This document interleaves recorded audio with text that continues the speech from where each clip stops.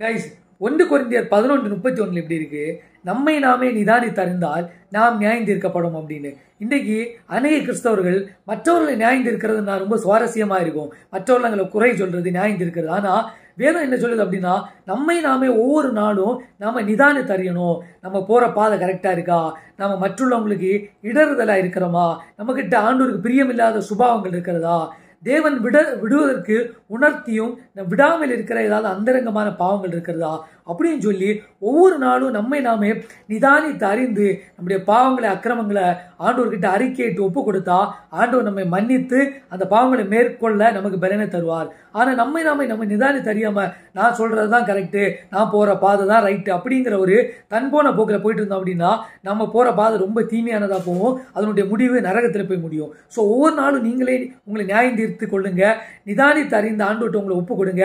ஆண்டவர் உங்களை ஆஸ்வதிப்பார். ஆமென்.